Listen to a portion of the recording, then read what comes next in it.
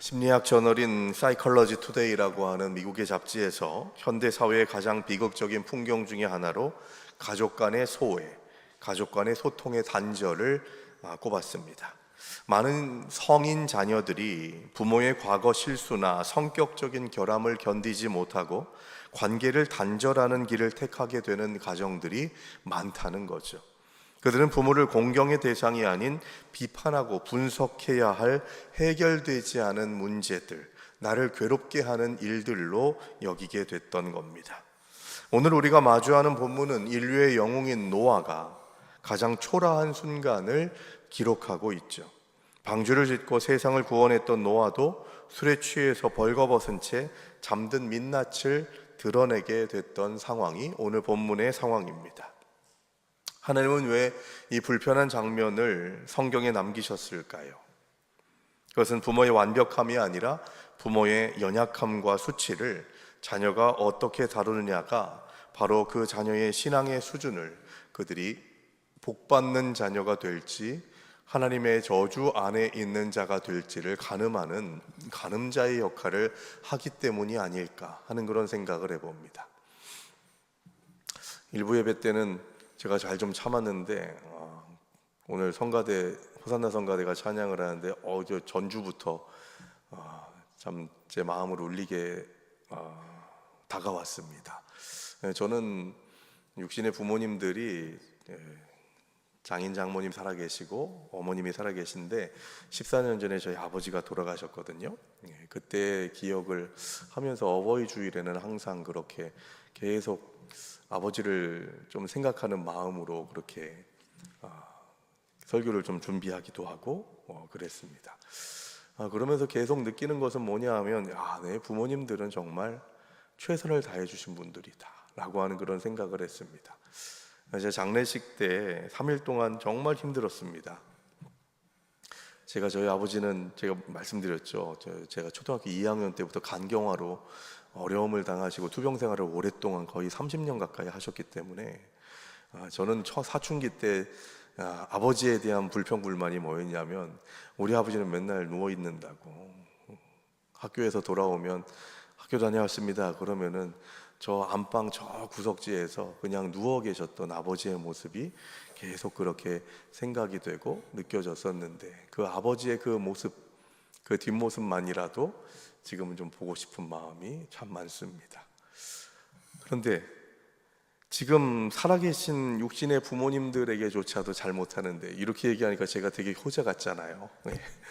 그렇지 않았거든요. 뭐 신학 공부하고 전도사 생활하고 목회한다고 부모님에게 전화도 많이 안 하고 뭐 찾아가지도 않고 하는 그런 일들을 그렇게 많이 했지만 저희 부모님은 항상 저에게 그런 얘기 하셨어요. 아이고, 부모로서 역할을 다 못해줘서 미안하다라고 하는 그런 이야기들을 계속해서 하셨거든요. 그런데 저는 제 육신의 부모님들에게 한 번도 내 아버지가 내 어머니가 다른 사람이었으면 내가 좀 더 편안하게 잘 살 수 있었을 텐데 하는 그런 생각을 가지고서 삶을 살았던 적이 한 번도 없습니다. 더 많이 먹이고 더 좋은 거 입혀줬어야 되는데 라고 하는 그런 생각을 부모님들은 갖잖아요. 여기 계신 대부분의 부모님들도 자녀들에게 그런 생각들을 가지실 겁니다. 그런데 자녀들은 그렇게 생각하지 않거든요. 제가 아버지 장례 때 하관하면서 취토를 하면서 그때 그런 얘기를 했어요. 아버지는 제 인생 최고의 아버지셨습니다 라고 그렇게 마지막 인사를 나눴던 기억이 납니다. 참 늦었죠. 살아생전에 좀 더 그런 얘기를 좀 했어야 됐는데 그게 안 되는 그런 우리의 연약함과 부족함이 있지만 2016년에 어버이주를 함께 하면서 우리의 부모님들이 아직 연약해지고 지금 점점 더 힘이 없어지고 약해지는 그런 가운데에서 자녀된 우리가 해야 될 바가 무엇인지를 다시 한번 생각하고 돌아볼 수 있는 어버이주일이 되기를 원하는 마음과 다짐으로 함께 부모님에 대한 소중함을, 부모님에 대한 감사함을 느낄 수 있는 귀한 시간이 될 수 있게 되기를 바랍니다. 자, 먼저 우리는 생각해야 될 게 뭐냐면 이 카베드라고 하는 단어를 깊이 묵상했으면 좋겠어요. 이 카베드, 부모가 견딘 인생의 무게를 인정하는 것에서부터 우리의 자녀들이 부모를 공경하는 것이 시작된다는 것이죠. 성경은 부모를 공경하라고 명령합니다. 그런데 이 히브리어로 공경이라고 하는 단어가 카베드라고 하는 단어를 쓰거든요. 이 공경이라고 하는 단어의 카베드의 뜻은 뭐냐면 무겁다라는 뜻을 가지고 있습니다. 그러니까 존재를 무겁게 받아들여라, 함부로 대하지 말라라고 하는 그런 말씀인 거죠. 반대로 부모를 업신여기지 말라라고 하는 구절도 성경에 나오는데, 이 업신여기다라고 하는 말의 히브리어도 칼랄이라고 하는 히브리어를 씁니다. 이것은 반대로 가볍게 여기다, 경히 여기지 말라라고 하는 이 말이 바로 칼랄이라고 하는 단어거든요. 여러분, 우리가 부모를 함부로 대하는 것은 하나님이 절대로 기뻐하지 않으십니다.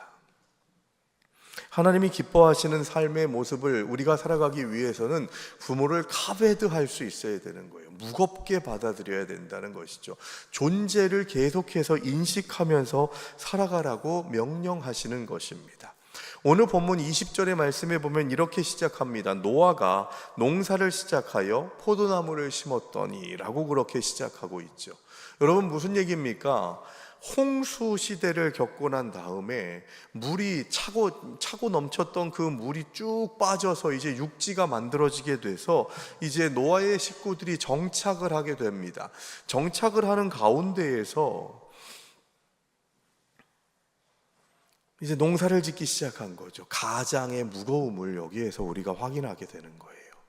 가장의 그 자녀들을 먹이고 입혀야 되는 그런 현실, 그것을 감당하는 노아의 상황을 노아가 농사를 시작하여 포도나무를 심었다라고 그렇게 기록하는 내용에서 찾을 수 있는 거죠. 그래서 가정을 이끌어 나가려고 하는 가장의 처절한 몸부림이 20절에서 이렇게 묻어나고 있는 겁니다. 21절에 보시게 되면은 그 노아가 포도주를 많이 먹어가지고 널브러지게 되는, 그래서 벌거벗은 상황에 놓여지게 된 것을 봅니다. 단순히 주정을 하려고 하는 것이 아니라 그가 홀로 짊어졌던 시대의 무게와 고독을 잠시 내려놓고 무너졌던 상황이 아니었을까 하는 그런 생각을 해봅니다. 부모님들이 축 처진 어깨, 감당할 수 없는 어려움, 자녀들에게는 이런 것들이 필요한 걸 누구보다 잘 알고 있음에도 불구하고 공급해 주지 못하는 안타까움들을 부모 세대들은 계속해서 짊어지며 살아왔습니다. 자녀의 눈에 부모는 늘 당연히 그 자리에 있는 존재처럼 보이죠. 그러나 부모 공경은 그분이 나라는 존재를 빚어내기 위해 견뎌온 고난과 굴욕과 인내의 시간들을 보이지 않는 무게로 감당해내는 시간들이 있었기에 우리가 이렇게 자녀들이 잘 자랄 수가 있었던 것이죠. 부모를 내 감정대로 평가하는 가벼운 존재로 취급하지 않고 삶의 무거운 중심으로 모시는 영성이 우리에게 필요한 시점이 바로 이 시대라는 것입니다. 부모와 자녀 간의 그 애틋한 마음들, 이게 필요한 것이죠. 언제 그런 꽤 오래된 프로그램이었습니다만 부모님들의 직장 생활하는 모습들을 자녀들이 이렇게 보면서 부모가 어떻게 우리를 먹여주고 입혀줬는가라고 하는 것들을 보여주는 TV 프로그램이 있었어요. 그 모습을 보는 그 가운데에서 자녀들이 다 우리 아빠가, 우리 엄마가 이렇게 힘들게 힘겹게 우리를 먹여 살리고 계신지를 몰랐다고 하는 그런 이야기들을 이구동성으로 했었습니다. 여러분, 우리의 부모님들은 지금은 다 허리가 굽고 한 걸음 한 걸음 걸음을 내디디기도 좀 어려운 가운데에서 지금까지 살아온 분들이에요. 우리의 영웅들이죠. 저희 아버지는 그렇게 직장 생활을 하시다가 투병 생활을 하시느라고 직장을 이제는 다니지를 못하셔서 내가 어떻게 해서라도 그래도 가정경제에 이바지를 좀 해야겠다 하는 그런 생각으로 강아지를 키워서 분양을 했었습니다.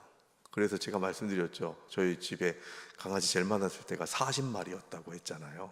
그래서 새끼를 이렇게 기르고 그래가지고 순간순간 새끼를 분양해가지고 강아지를, 그래서 가정경제에 조금이라도 보탬이 되려고 하셨던, 생활력이 대단히 강하신 분이셨어요. 저희 어머니도 마찬가지셨거든요. 계속해서 직장 생활 하시면서 가정을 돌보시는 일들을 최선을 다해 하셨습니다. 저희가 초등학교 때 집에 어려움이 있어서 살던 집이 넘어가게 되는 상황이 있었습니다. 그때 저희 어머니가 그렇게 얘기를 하시는 거예요. 아버지들은 잘 표현 못 하잖아요. 그런데 저희 어머니가 집을 이렇게 되게 막 100평 넘는 땅이 있는 큰 집이었거든요. 거길 잘 안 가요.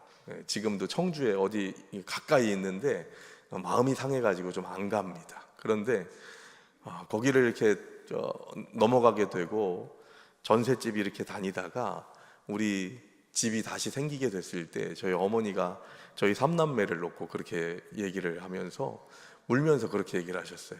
이 통장만큼은 너네들을 위해서 건드리지 않으려고 했는데 너네 어릴 때부터 삼남매들 이름으로 된 통장들을 다 이렇게 모아두셨거든요. 때때마다 이렇게 적금으로 두시고 우리 어머니들 그런 거 참 잘하셨잖아요. 그런데 이번에 집을 사면서 너네들 통장을 깼다. 그래서 너무 미안하다. 그렇게 이야기하면서 용서를 구하시는 그런 장면들을 기억을 합니다.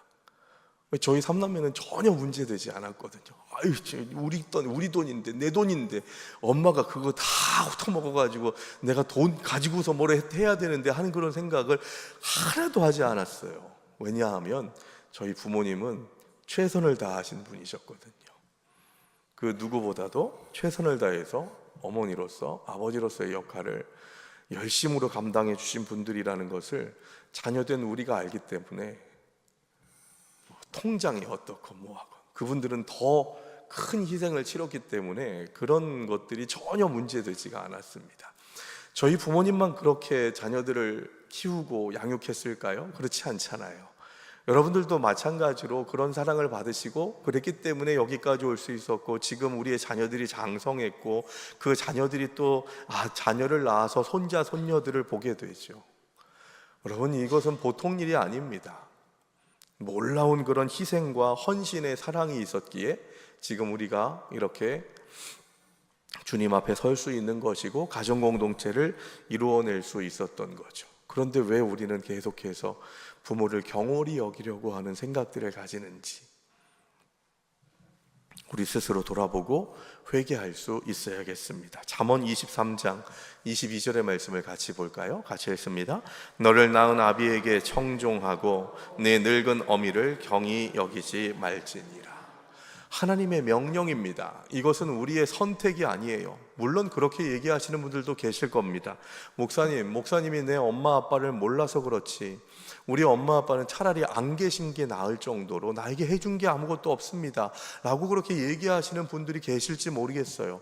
물론 요즘 매스컴에 보면 자식을 죽이는 부모까지 있는 것을 확인해 보면 그런 사람들이 있을 수도 있겠다 싶습니다. 그런 특이한 사람들을 제외하고는 우리의 부모님들은 대부분 부모라고 하는 역할을 감당하는 것 자체만으로도 그분들을 청종하고 경히 여기지 않아야 하는 그런 사명이 자녀들에게 있다는 것을 기억하면서 나아갈 수 있어야 된다는 거죠.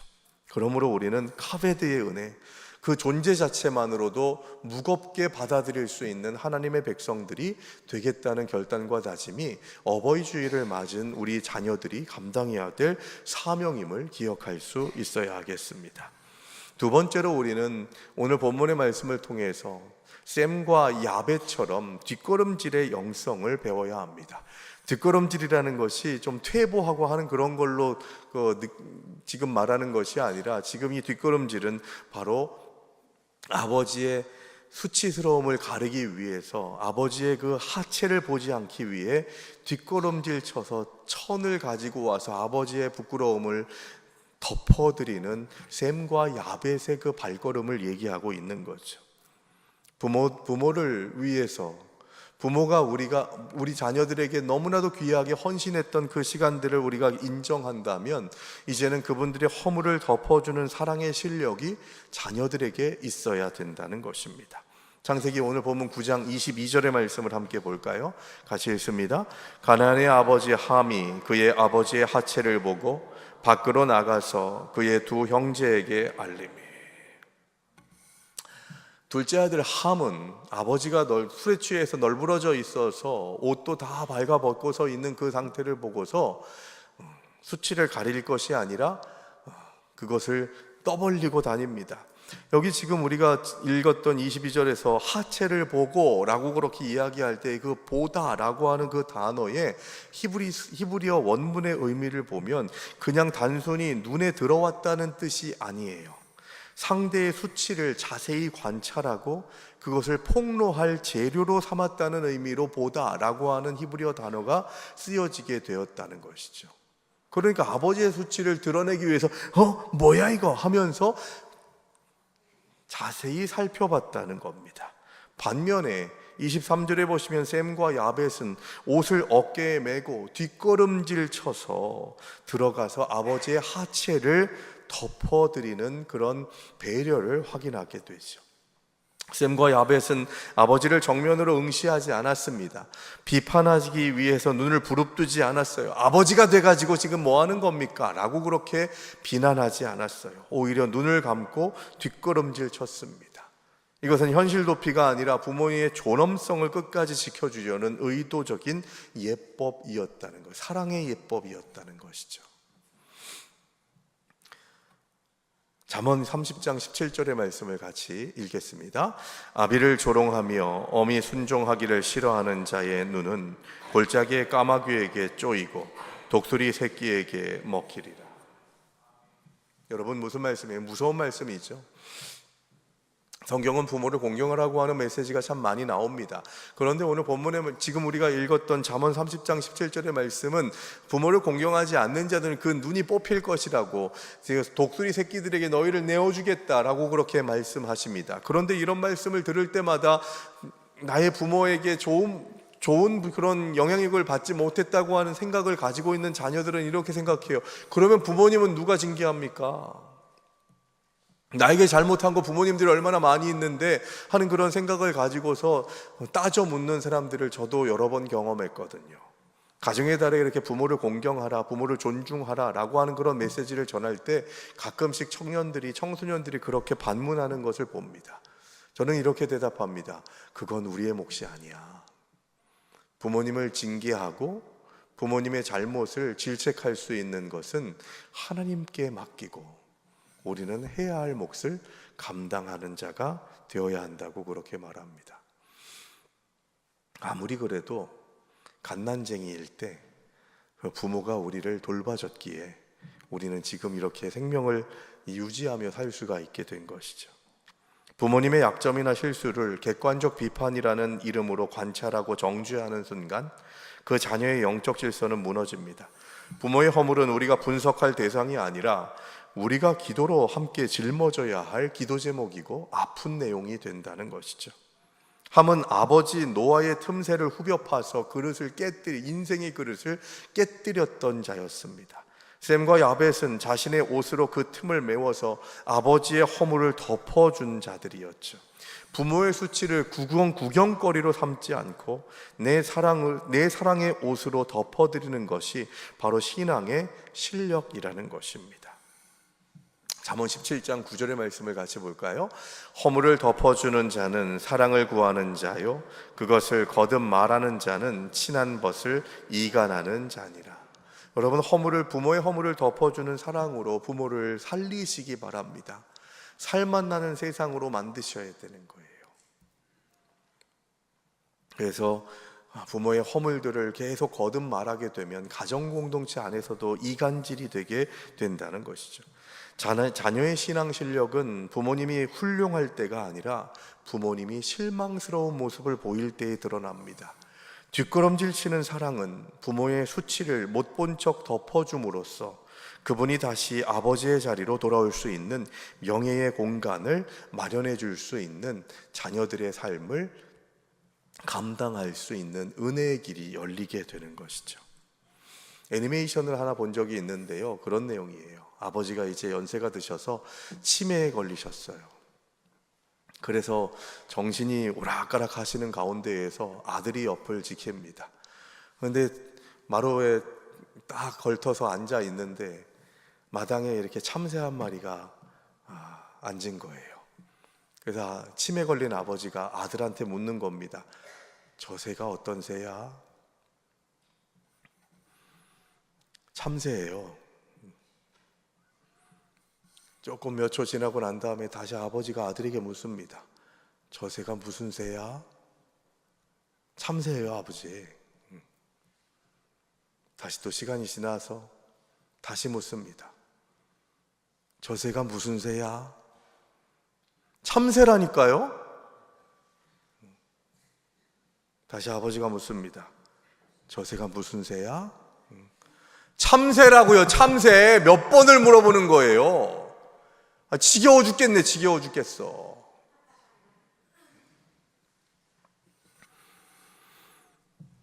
그렇게 아들이 윽박지르는 모습을 보고 옆에 어머니가 이렇게 아들에게 얘기합니다.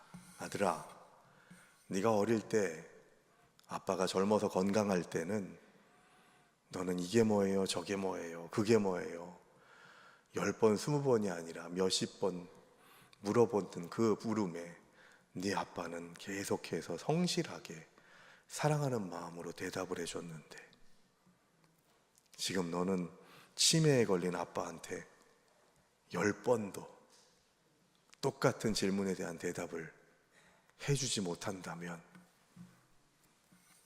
아들로서의 역할을 잘하는 것이겠느냐? 라고 하는 그런 이야기를 했다는 것이죠. 여러분, 우리 부모님들은 우리를 감내하기 위해서 얼마나 많은 일들을 했는지 모릅니다. 똥기저귀 갈아준 것만 해도 은혜로 알아야 되지 않겠습니까? 예. 안아주고 업어주고 등목해주면서 키워준 그것만 하더라도 내 부모가 지금 약해져 있건 어떻건 저떻건 간에 하나님 주시는 은혜로 부모님을 통해서 여기까지 살 수 있었다는 것을 감사하며 나아가는 자들이 되어야 한다는 것이죠. 그래서 우리는 끊임없이 주님 주시는 은혜 가운데에서 뒷걸음질 칠 수 있는 사랑의 실력을 가지고서 부모님을 대할 수 있어야 한다는 것입니다.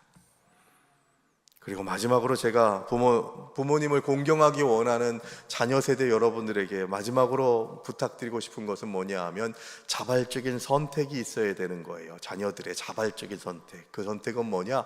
부모의 하나님을, 나의 하나님을 영접하는 것. 자녀들이 그 신앙 고백을 갖게 되는 것이 그 어떤 것보다도 부모님들에게, 믿는 부모님들에게 위로가 되고 힘이 되는 선물이라는 것을 기억하셔야 됩니다. 잠에 섞인 노아는 아들들의 행위에 따라서 축복과 저주를 선포합니다. 흥미로운 점은 뭐냐 하면 하나님이 노아의 실수는 묻지 않으시고 아버지를 대하는 아들들의 태도에 따라서 그들의 미래를 결정하셨다는 사실입니다. 부모의 징계, 부모의 복을 누리는 것은 하나님의 몫이고 우리가 감당해야 될 것은 어떤 상황 가운데에서도 뒷걸음질치고 카베드할 수 있는, 존재 자체를 무거워할 수 있는 공경하는 마음이 필요하다는 것이죠.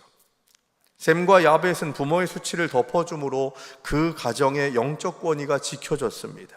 그 결과 셈은 하나님을 찬송하는 복을, 야벳은 창대케 되는 복을 받았죠. 26절, 27절이 바로 그 복을 약속한 것 아니겠습니까?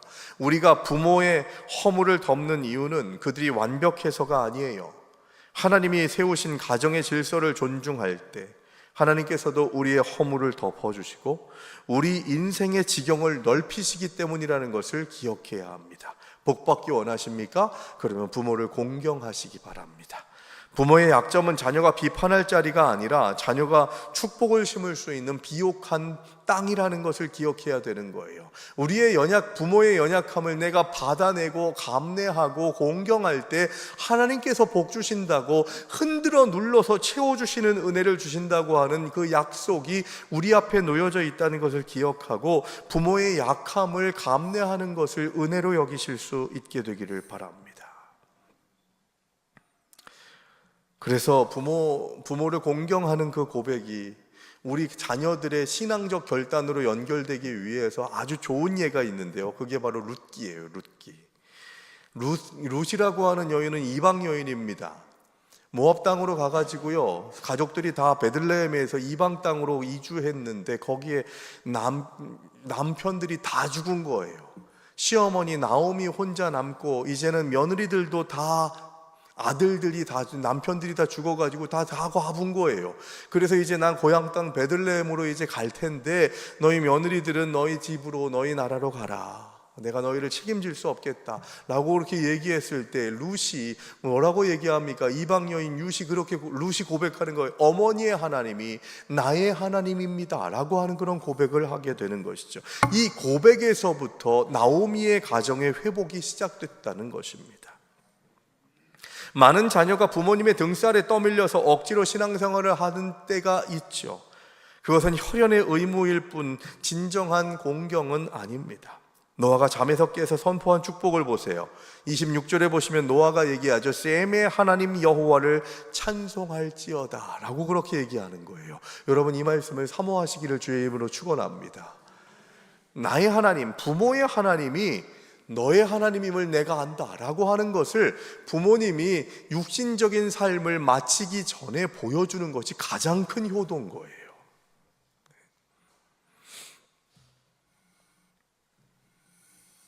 셈이 아버지의 허물을 덮어드렸을 때 아버지 노아는 아들을 축복하면서 자신이 믿는 하나님을 아들의 하나님으로 신앙을 정식으로 전수시켜주는 장면이 오늘 본문의 장면이라는 거죠.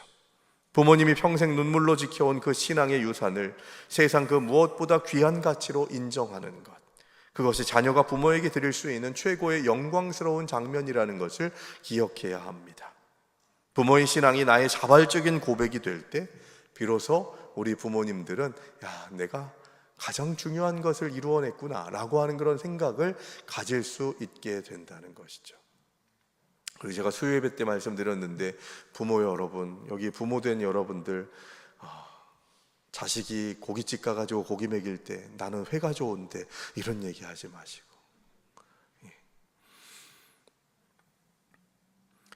음식점을 결정하기 전에 나는 뭐 먹고 싶다, 차라리 그렇게 얘기하시는 게 현명하신 거예요. 음식 맛이 없어가지고 난 뭐 먹어도 맛이 없단다 라고 말씀하지 마시고, 식사 대접하겠다 하면 그래 좋다 하고 가셔서 한 숟가락 먹을 거 두 숟가락 드셔서 자녀들이 식사 대접하는 것을 기쁨으로 여길 수 있게 만드셔야 돼요. 그래야 더 얻어서 이렇게 대접받으실 수가 있습니다. 우리 엄마, 자녀들 잘 기억하세요. 옷 같은 거 사오지 마. 나 지금 장롱에 옷 안 입는 옷이 쎄고 쎄어. 그렇게 얘기하는 건 뭔지 아십니까? 옷이 필요하지 않다는 얘기가 아니에요. 봉투로 갖고 오라는 얘기예요. 봉투로.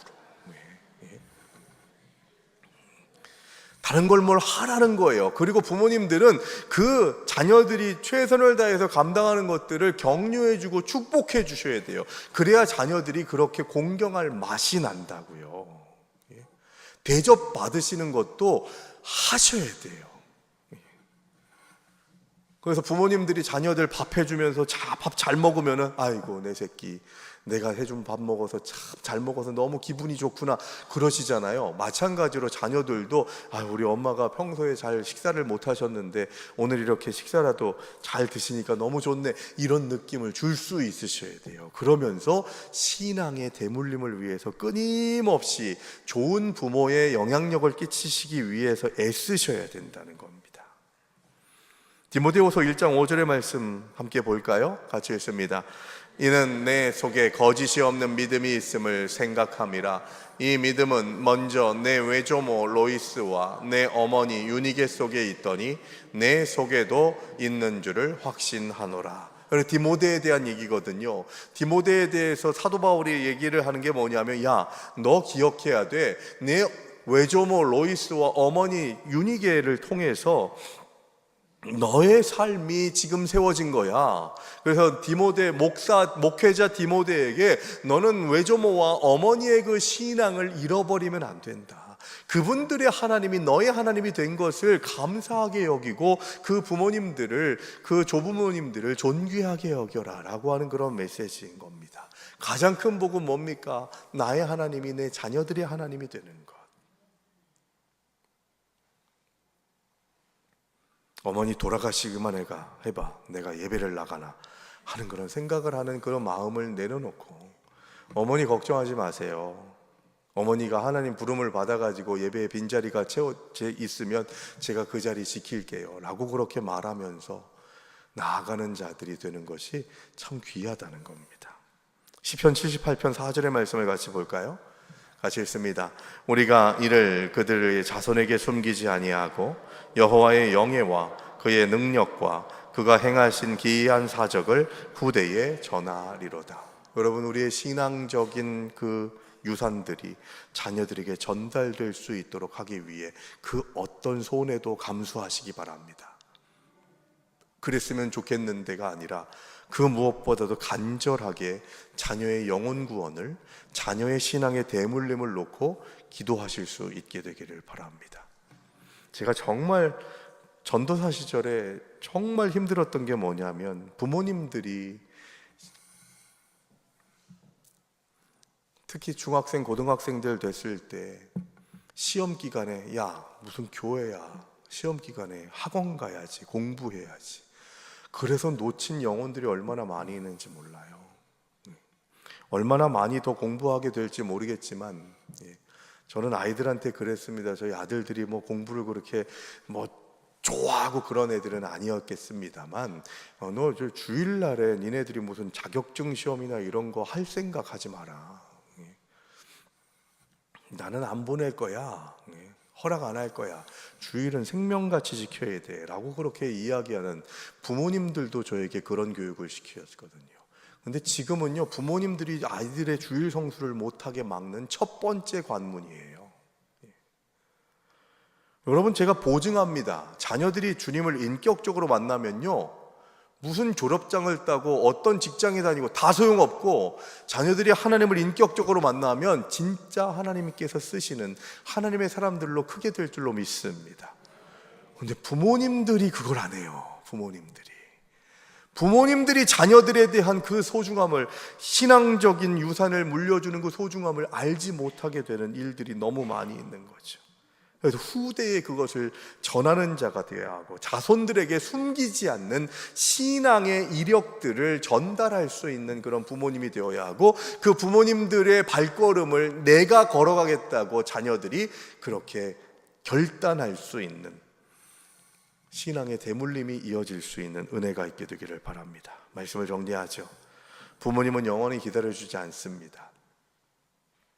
지금 여러분들의 육신의 부모님들이 살아계십니까?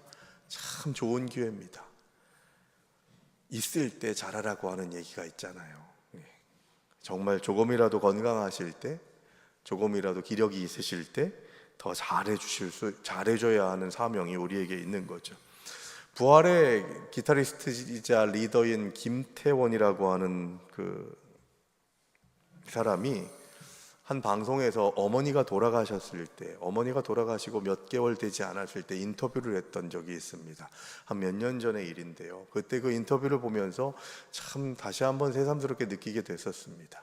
김태원 씨가 뭐 인생 여정이 그렇게 평탄하지 않았거든요. 그것을 다 어머니가 감내하시고 아마 4년 전, 5년 전에 돌아가시지 않았나 싶은데, 그때까지도 아들 수발드는 일들을 그렇게 다 감내해 오신 거예요.